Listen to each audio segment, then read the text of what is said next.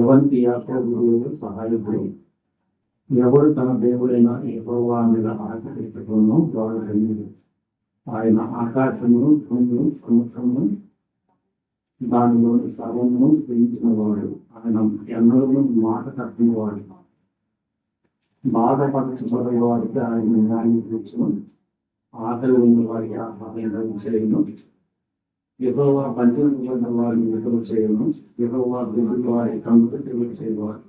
యెహోవా కృంగిన వారిని లేవనెత్తేవాడు. యెహోవా నీతిమంతులను ప్రేమించేవాడు. యెహోవా పరదేశులను కాపాడేవాడు. ఆయన తండ్రి లేని వారిని విధవరాలను ఆదరణ చేయను. భక్తిహీన మాటను అభిమానం చేయను. యెహోవా నిరతరం లేదని సీయోను నీ దేవుడు తరములన్నిటిను ప్రార్థన చేయండి. యెహోవాను స్తుతించుడి. కీర్తనలు 146 మనం చదువుతున్నాము. 146 నుంచి మిగతా కీర్తనలు 150 వరకు మొదటి లైన్ యెహోవాను స్తుతించుడి అని స్టార్ట్ అవుతుంది. 146లో ఉందండి, 147లో ఉంటుంది, 148లో కూడా యెహోవాను స్తుతించుడి. 149లో కూడా అలానే ఉంటుంది, 150లో కూడా అలానే ఉంటుంది. అలానే చివరి లైన్ కూడా ఈ కీర్తనలకి యెహోవాను స్తుతించుడనే ఉంటుంది.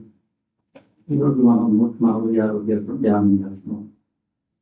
భక్తుడు నా ప్రాణమా యెహోవాను స్తుతించుము అని చెప్తున్నాడు. నా జీవిత కాలం అంతా నేను యెహోవాను స్తుతించను. నా బ్రతుకు కాలం అంతా నేను నా దేవుని కీర్తించను. ఈ కీర్తన ఎవరి భాషలో హెడ్డింగ్ లేదు, కానీ తను జీవిత కాలం అంతా బ్రతుకు కాలం అంతా కూడా దేవుని స్థుతించాలి, దేవుని జ్ఞాపరిస్తూ కీర్తించాలనే ఉద్దేశం కలిగిన వాడు. వేరే వాళ్ళకు కూడా ఎంకరేజ్ చేస్తున్నాడు, యెహోవాను స్తుతించండి అని. మీరు కూడా రాజులకు 3వ వచనం చదవనప్పుడు రాజ్యం చెప్పనైనను మరణ చేయనైనను రక్షణ కలుగును, వాటిని నమ్మకూడదు. తను ఏం చెప్తున్నారంటే, ఏదన్నా సమయంలో కష్టకాలంలో సహాయం మనకు కావాలనంటే అది రాజుల చేత మరో చేత అది కలగదు, కాబట్టి వారిని నమ్ముకోవద్దు అంటున్నాడు. ఈ మాట చాలా విశ్వాసంతో కూడిన మాట. రాజుల చేతనైనను నరుల చేతనైనను రక్షణ కలుగదు, వారిని నమ్ముకొనకూడదు, దేవుణ్ణి నమ్ముకొని చెప్తున్నాడు. సాధారణంగా మనిషి ఏదన్నా సహాయం కావాలంటే ఎక్కువ మంది పరపతి ఉన్న వాళ్ళ దగ్గరకు, తోటి పనులు ఉన్నో స్నేహితులను నమ్ముకుంటే పని అయిపోతుంది అనే భావన కలిగి ఉంటారు.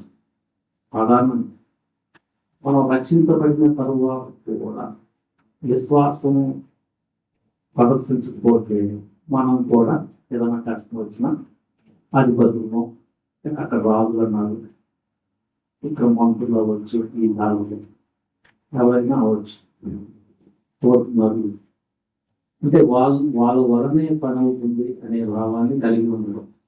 దేవుణ్ణి అసలు అడుగుతున్నానే, ఏమి అడుగుతున్నానే మీరు చేత పని అవుతుంది అనే ముందు రికమెండేషన్స్ ఆ విధానంలో చాలా మంది వెళ్ళచ్చు.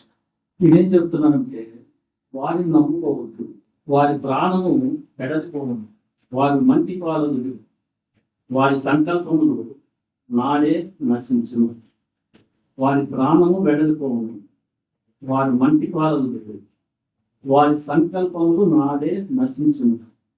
వీళ్ళందరూ మనుషులే కాబట్టి రాజులైనా నరులైనా వారు శాశ్వతంగా ఉండరు. వారు మంటి పాలలు, వారి సంకల్పములు నాడే నశించును. మేబీ ఈయన యుద్ధంలో ఉన్నప్పుడు ఈ భావాన్ని ప్రదర్శిస్తున్నాడు. ఆయన యుద్ధ సమయంలో కానీ పక్కరాజుని సహాయం అడగడం. తనకున్న జ్ఞానం ఏంటంటే, ఏ మనిషి అయినా ఏ రాజైనా స్వల్ప కాలం జీవించేవాడే, పూర్తిగా ఉన్నాడు. 5వ వచనంలో ఎవరికి యాకోబు దేవుడు సహాయకుడు, ఎవడు తన దేవుడైన యెహోవా మీద ఆశ పెట్టుకోవడం వాడు ధన్యుడు అని చెప్తున్నాను. ఇలాంటి సమయాల్లో, కష్ట సమయాల్లో మనము దేవుని సహాయాన్ని కోరుకోవాలి, దేవుని మీద ఆశ పెట్టుకోవాలి. అలాంటి నరుడు ధన్యుడు అని చెప్తున్నాను. ఎందుకు ఆ భావం కలిగి ఉన్నాడు ఈయన అంటే, ఆయన ఆకాశమును, భూమిని, సముద్రమును, వాటిలో ఉన్న సర్వమును సృజించిన వాడు. నరులైతే శాశ్వతంగా ఊపిరి లేని వారు సరిపోతారు. దేవుడైతే సర్వ సృష్టికర్త. 10వ వచనంలో నిరంతరము ఏలేవాడు ఆయన, కర్మలన్నింటి కూడా రాజ్యం చేసేవాడు ఆయన, నిత్యము ఉండేవాడు. అందుకని యాకోబు దేవుడిని మీరు సహాయంగా మీరు అడగండి, అప్పుడు మీరు ఆయన్ని రాసి పెట్టుకోండి. ఏదైనా కష్టం వచ్చినప్పుడు అధిపతుల మీద కానీ, పట్టణ నరుల మీద కానీ కాదు, ఆయన మీద రాసి పెట్టుకోండి. ఎందుకంటే ఆయన ఆకాశాన్ని, భూమిని, సముద్రము, వాటిలో ఉన్న వాటిని మీద చేసేవాడు, సృష్టికర్త. ఆయన మాట తప్పని వాడు. నరులైతే ఇప్పుడు సహాయం చేస్తామంటారు, మాట తప్పచ్చు. రాజులు కూడా సహాయం చేస్తామని మాట తప్ప సడన్గా సమయంలో మాట తప్పదు. యాకోబు దేవుడు అలా కాదు, ఆయన మాట తప్పని వాడు. బాధపడు వారికి ఆయన న్యాయం తీర్చును. సో ఇక్కడ మంచి జీవితంలో ఏమేమి వస్తాయి ఆయన నమ్ముకోవడానికి అంటే చాలా బాధపడుతూ ఉంటాం. బాధ వస్తుంది, ఎందుకంటే అవతల వాళ్ళు అన్యాయం చేస్తున్నారు. మనం బాధపడే సమయంలో మనకు న్యాయం తీరుస్తాడు దేవుడు అని యాకోబు దేవుడు నమ్మకం చెబుతున్నాడు. ఈ ఎక్స్ప్రెషన్, ఇలాంటి భావాన్ని మనం కీర్తన 103లో 6వ వచనం చూస్తే మొదటి ఇదే భావం ఉంటుంది. యెహోవా నీతి క్రియలను జరిగించుచు బాధింపబడు వారికి అందరికీ న్యాయము తీర్చును. ఇది దావీదు చెప్తున్నాడు. బాధింపబడే వారి అందరికీ యెహోవా నీతి క్రియలను జరిగించు న్యాయం తీరుస్తున్నాడని చెప్తున్నాడు. 140 వచ్చినప్పుడు ఇదే భావం ఉంది. బాధింపబడే వారి పక్షమున దేవుడు వారి తరపున ఉంటాడు. 141 చెప్తున్న 12వ వచనం మొదటి చదివాం. అంటే అన్యాయంగా ఎవరైతే బాధించబడుతున్నారో, బాధించబడుతూ కూడా 2 విధాలుగా బాధించబడుతుంటారు మనిషి. ఒకటి నీతిగా జీవిస్తూ బాధించబడుతూ ఉంటాడు, నీతి జీవితాన్ని బట్టి బాధ. ఈ కీర్తన ముఖ్యంగా చెప్తుంది వారి గురించి. రక్షించబడి నీతిలో జీవిస్తా ఉన్నప్పుడు బాధ వచ్చింది అనుకో, ఎవరన్నా నేను అన్యాయం చేశాననుకో, నీకు ఒక దేవుడు నాడు, నీ దేవుడు న్యాయం తీరుస్తాడు. ఫస్ట్ ఆయన దగ్గరికి ప్రార్థన ద్వారా రాజు దగ్గరికి, కోర్టు వాళ్ళ దగ్గరికి వెళ్తాం, దానికి అన్ని ఫస్ట్ చేత ఆయన సహాయం చేస్తాడు. మనకు తెలియదు, ఫస్ట్ ఆయన దగ్గరికి. యేసుప్రభువు వారు లూకాసు వార్తను కూడా విధవరాల గురించి మాకు చదువుకోవచ్చు, కనెక్షన్ ఉంది. 18వ అధ్యాయంలో 7 చదవండి. దేవుడు తాను ఏర్పరచుకున్న వారు దివారాత్రులు పలు గూర్చి మొరపెట్టుకొనిచుండగా వారికి న్యాయం తీర్చడా ఆయన వారికి త్వరగా న్యాయం తీర్చు. వారి విషయమే కదా ఆయన దీర్ఘ శాంతము చూపించున్నాడని మీకు చూపించున్నాము. ఈ విధవరాలకు ఒక ప్రాబ్లం వచ్చింది. ఆ న్యాయం బట్టి దేవుని లక్ష్య పెట్టడం, మనుషులు కూడా లక్ష్య పెట్టడు. దేవుని భయపడటం, మనుషులు లక్ష్య పెట్టడు. అయినా కానీ ఎప్పుడు ప్రార్థన చేస్తా ఆయన పోతా ఉంది, ప్రార్థన అంటే ఆయన పోతా ఉంది. అలాంటి ఆయనే చివరికి ఇది మాట్లాడి వస్తుంది అని న్యాయం చేస్తాడు. మరి మీ పనిలో త్వరగా న్యాయం చేస్తారు.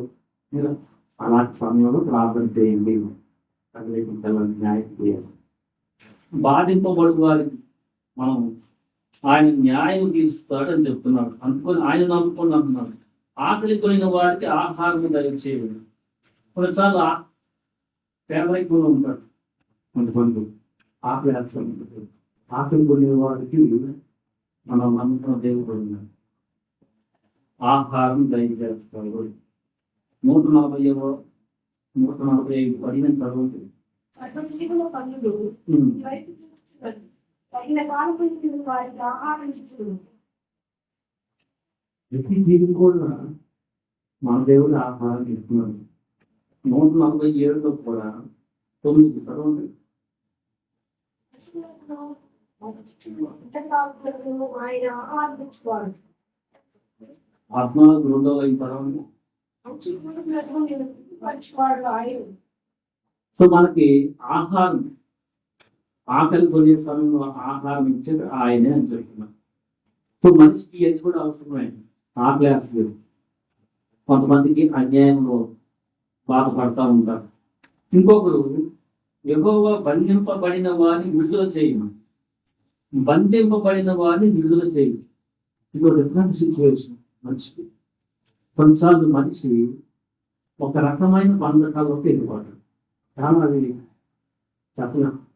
బంధకుండా చేయలోకి వెళ్ళచ్చు, చేయము సడన్గా వేగపడేస్తాయి ఒక బంధకం. సో మనిషికి అలాంటి పరిస్థితి రావచ్చు. రక్షణ పొందిన కూడా ఎవరన్నా నేను భయపెడుతూ అజమాయిషి చేస్తా, నిన్ను అని చేస్తా ఉండొచ్చు. నీ గురించి అంటే నీకు చాలా భయపెడుతూ వందకాలు అక్కడ పడేస్తాడండి, ఎక్కడ పోతారా నువ్వు అనేది.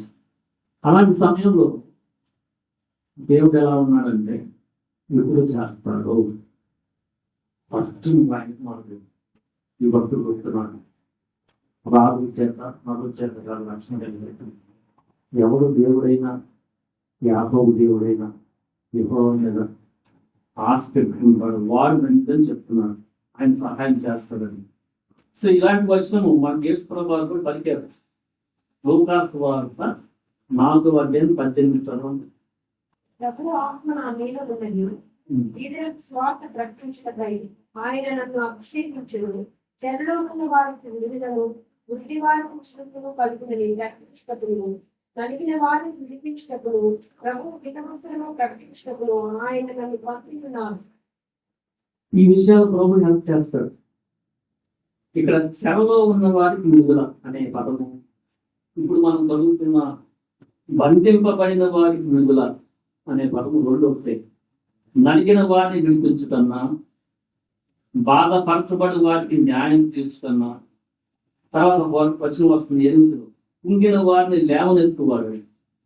ఇవన్నీ కూడా ప్రభువులో మనకి దొరుకుతూ ఉన్నాయి. ప్రభు సహాయకుడిగా ఉన్నాడు. బంధింపబడిన వారిని విడుదల చేయను, బంధింపబడిన వారిని విడుదల చేయను. యోసేపు లైఫ్లో చూసాను, దేవులో విడుదల చేసి ప్రధానమంత్రి చేస్తారు. యోగ జీవితంలో చూస్తున్నాం, ఆయన ఒక రకమైన బంధకాలకు వెళ్ళిపోయాడు. అనారోగ్య సమస్యలు చాలా డిఫరెంట్ స్టేజ్లో వెళ్ళారు. ప్రభు సమకూర్చినట్టుగా పొరుగు వాటిని 200గా దీవించినట్టుగా చూస్తున్నాం. జకరియా గ్రంథంలో 9 అనుకుంటుంది క్రీస్తు పదవుంటే అది బంధకంలో ఉండి నిరీక్షణ గలవారు 200గా ప్రభు మీకు మేలు చేస్తాడు అన్నమాట. మంచి వాగ్దానం పదవు తరువు బంధకములతో పడిగండియు నిరీక్షణ గలవారులారా మీ కోటను మరలా ప్రవేశించుడు. మీకంతనుగా మీకు మేలు చేసేదనని నేడు నేను మీకు తెలియచేయుచున్నాను. మంచి వాగ్దానం.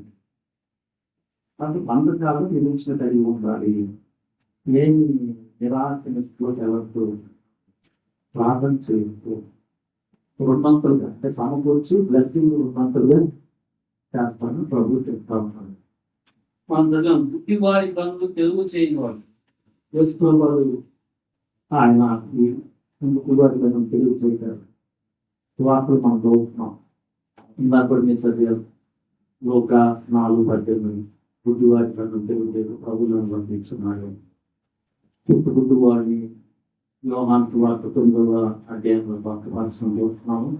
ఇద్దరు బుద్ధివాళ్ళు విశ్వసించుకుంటే ప్రభావం కంటే వారిని స్వస్థపరచం కోరుతున్నాయి. కుంగిన వారిని లేవనెత్తువాడు. ఇందాక ఈ మాట చూసాము. కుంగిన సమయాలు వస్తాయి మనకి. కుంగిన సమయాల్లో మనం దేవుడిని ఆశ్రయిస్తే మన మనకి ఆయన కృపను అనుగ్రహించి ఆ పరిస్థితి నుంచి బయటకు తెస్తాడు. చాలాసార్లు తిరిగే సమయాలు వస్తాయి. బాగా జీవితంలో వచ్చినాయి. మొదటి సమయం 30లో చాలా డిఫరెంట్ పరిస్థితి వచ్చింది ఆయన లైఫ్లో. శత్రువులు మన భార్యల్ని, తనతో ఉన్న వారి పిల్లల్ని తీసుకెళ్తే ఆయన మీద తనతో ఉన్న వారు కూడా పనిచేస్తాను వచ్చారు. చాలా డిఫరెంట్ సిచ్యువేషన్. దానికి యెహోవా వైపు నుంచి ఆ పరిస్థితి నుంచి బయటకు వచ్చి పరిస్థితి నుంచి విజయాన్ని ఆయన పొందుతున్నాడు. ఇంకే సమయంలో మనం లేవనెత్తుతాడు మన దేవుడు. ఇదే మాట పక్కన 145 కూడా 14 చదవండి. పట్టుకొని వారంతా గుర్తించేవారు. పట్టుకొని వారంతా నిలబెట్టేవారు. తిరిగిపోయిన వారందరికీ లేవనెత్తేవాడు. అందుకొని ఆయన నమ్ముకొని అని చెప్తున్నారు దండ్రి మీద. ఇంకొకటి నీతిమంతులను ప్రేమించేవాడు, పరదేశాలను కాపాడువాడు. ఇది ముఖ్యంగా ఎవరికి అంటే ఈ వచనాన్ని బట్టి మనం చూసుకోవాల్సింది నీటితో నడుస్తూ ఉన్నప్పుడు వచ్చే ఇబ్బందులు అని అర్థం. ముఖ్యంగా ఈ కీర్తన ఎవరికంటే దేవుని వాక్యాన్ని బట్టి నీటితో నడుచుకోవాలని ప్రయత్నం చేసే వాళ్ళని దేవుడు ప్రేమిస్తాడు, నీతిమంతుడు ప్రేమిస్తాడు. సో నీటిలో నడుచుకోవడం చాలా జాగ్రత్తగా ఉండాలి. నడుచుకుంటున్నా ఇలాంటి పరిస్థితులు రావచ్చు. అలాంటి పరిస్థితులు మనం ఆ దేవుని నమ్ముకుంటే సహాయం చేస్తాడు. భక్తిహీనంగా నడుచుకోవద్దని చెప్తున్నాడు కూడా. 9వ వచనం చివరు భక్తిహీన మార్గాన్ని ఆయన వంకర మార్గంగా చేయను. సో భక్తిహీనంగా నడుస్తూ ఇలాంటి ఇబ్బందులు కలిగి ఉంటే ఏంటి పరిస్థితి అంటే అప్పుడు చాలా పశ్చాత్తాపడాలి బాగా. అప్పుడు కూడా ప్రభు హెల్ప్ చేస్తాడు. అది అంత ఈజీగా పశ్చాత్తాపడాలి ఆ భక్తిహీనంగా చేసుకుని. కానీ నీతిలో నడుచుకుంటే ఇలాంటివి వస్తే నువ్వు రాజు దగ్గర మరో దగ్గర కాకుండా ప్రభు దగ్గర కావాలంటే సహాయం కలుగుతుంది. పరదేశులను కాపాడువాడు. పరదేశులు ఇజ్రాయేల్ ప్రజలు కూడా పరదేశులు అంటే ఆ కాలంలో బయట ప్రాంతం నుంచి వచ్చి వాళ్ళను భూములను నివసిస్తూ ఉంటారు. వాళ్ళు పరదేశులు అంటారు. ఫర్ ఎగ్జాంపుల్ రూట్ మోయబు దేశం నుంచి బెత్లెహేముకు వచ్చింది. ఆమె పరదేశిగా ఉన్నప్పుడు బోయజు ఆమె పట్ల దేవుని కృపను బట్టి దయ పొందింది మనం చూస్తున్నాం. సో మనం కూడా వేరే దేశానికి వెళ్ళామనుకోండి, జాబ్ ఇచ్చే కొంతమంది వెళ్తారు వేరే దేశానికి, లేకపోతే వేరే రాష్ట్రానికి వెళ్తారు. అలాంటి సమయాల్లో మంచి వార్తని నువ్వు పరదేశిగా ఉన్నప్పుడు నిన్ను కాపాడుతాడు ఆయన అనేది. కొంచెం నార్త్ ఇండియా కానీ ఎక్కడ దూర ప్రాంతాలు ఇండియాలో ఉన్నా మన భాష ఉండదు, చాలా డిఫరెంట్గా ఉంటారు పీపుల్. అలాంటి సిచ్యువేషన్ చూడాలి. ఫస్ట్ మన దేవుని వైపు చూడాలి. మీకు సహాయం దొరుకుతాయి, కాపాడుతాడు. ఆయన తండ్రి లేని వారిని విధవరాలను ఆదరిస్తాడు. మంచి మాట. ఆదరణ దొరుకుతుంది. కొన్నిసార్లు తండ్రిని కోల్పోయినా, భార్య భర్తను కోల్పోయినా చాలా డిఫరెంట్ పరిస్థితులు. అలాంటి ఈ సమయంలో కొన్ని సమయంలో ఉంటుంది. ఆయన ఆదరించి ఆ పరిస్థితి నుంచి బయటకు ఇస్తాడు. 54వ కీర్తనలో దావీదు ఆయన రాసుకున్న మాట కూడా చదువుతాం. 4వ వచనం చదవండి.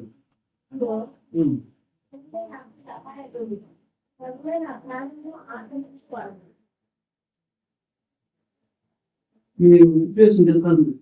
చాలా మంది పైన చూస్తే 3వ వచనంలో అన్యులు నా మీద లేచున్నారు, అలాంటి నా ప్రాణం తీసి వస్తున్నారు. అలాంటి సమయంలో ప్రభువే నాకు సహాయకుడు, యాకోబు దేవుడే నాకు సహాయకుడు, ఆయన నన్ను ఆదరిస్తున్నాను అని ఎక్స్పీరియన్స్. ఇంకోసారి కూడా 94:19 చదవండి.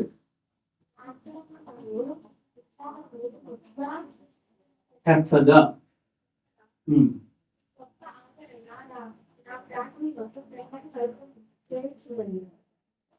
ఈ భక్తులు ఎక్స్పీరియన్స్ కూడా అంతరంగంగా ఉంది. చాలా బాధ లేదు. చాలా విచారం పెరిగిపోతున్నాయి. దేవుని యొక్క గొప్ప ఆదరణ ఆయన ప్రాణానికి నెమ్మదిస్తుందని చెప్తున్నాడు. సో యాకోబు దేవుళ్ళు భక్తులు చెప్తుంది ఏంటంటే తల్లిదండ్రులు దేవుని వారిని విరోధాన్ని ఆయన అనుభవిస్తాడు. యేసుప్రభువు చెప్తున్నాడు కదా, ఆదరణ గంట పరిశుద్ధాత్మ దేవుడు. ఎలాంటి పరిస్థితులైనా మన హృదయాన్ని ఆదరించే దేవుడు యేసు క్రీస్తులో ఉన్నారు అనుకొని భక్తులు చెప్తున్నారు. యెహోవాని స్తుతించండి. వేరే వాళ్ళు చెప్తున్నారు యెహోవాని స్తుతించండి. ఆయన నిరంతరం రాజ్యం ఏలేవాడు, మాట తప్పని వాడు. ఆయన మనిషి కాదు, సర్వ సృష్టిని సృజించిన వాడు. ఆకాశం, భూమి, సముద్రం, వాటిలో ఉన్న సర్వాన్ని సృజించిన వాడు. మనుషులు డిఫరెంట్ కష్టాల్లోకి వెళ్తారు, బాధపడుతూ అన్యాయం వలన బతకాల్లో వెళ్ళిన వారిని, ఆకలికునే వారిని, పరదేశులుగా ఉండేవారిని, తల్లిదండ్రులు విధవాలుగా ఉండేవారిని, గుడ్డివారి కన్నులు లేవని, ఇవన్నీ కూడా యాకోబు దేవుళ్ళు దొరుకుతాయి పటాయంగా. అందుకొని ఎవరు దేవుడైనా, యాకోబు దేవుడైనా యెహోవాని సహాయంగా కోరుకుంటారు. ఎవరికి ఆయన సహాయకుడు, ఎవరు ఆయన మీద ఆశ పెట్టుకుంటారు వారు ధన్యులు అని చెప్తున్నాను. మనం ఈరోజు మన జీవితంలో ఏదైనా కష్టం వచ్చినా మొట్టమొదటిగా మనం సహాయం కోసం వెళ్ళవలసింది యేసుక్రీస్తు తండ్రి అయిన దేవుని దగ్గర. అలా కాకుండా మనకి ఏదైనా ఇబ్బంది వస్తుంది త్వరగా పరిగెత్తి అధికారులు అంటే రాజులకు అధికారులు సహాయం కోసం పరిగెత్తడం, అయ్యా నువ్వు నాకు తెలియదా అంటే ఆ సమయంలో ఏం చేయాలంటే దేవుడిని చూపిస్తూ ఆయన మాకు సహాయం చేస్తాడు. చిత్రాన్ని మనం చదువుకుంటాం, ఆయన దగ్గరికి వెళ్తే మాకు సహాయం దొరుకుతుంది అని మనం విశ్వాసాన్ని సంబంధించి విశ్వాసంతో ముందుకు వెళ్తే ఆయన మనకి సహాయం చేస్తారు. నన్నులైతే మాట్లాడచ్చు, యెహోవా మాట్లాడతాడు వాడు. నువ్వు నీటిలో నడుస్తూ ఉంటే ఆయన నిన్ను ప్రేమిస్తూ సహాయం చేస్తాడు. భక్తిహీనంగా నడుస్తూ ఇబ్బందులు తెలుసుకుంటే పశ్చాత్తాపడు. బద్ధకాలు ఏదైనా వెళ్తే నిరీక్షణ కలిగి ఉంది అందరూ చెప్పి నేను చేస్తాడు. అలాగే మనం వచ్చిన ప్రయాణంలో మా జీవితంలో ఏ విధమైన కష్టం వచ్చినా మా తండ్రి అయిన దేవుని మీద మనం ఆనుకుంటానికి ఆయన మీద ఆశ పెట్టుకొని ఆయన సహాయాన్ని పొందుకుంటానికి దేవుడు మనకి మన ఆత్మ అనుగ్రహించిన ఆమె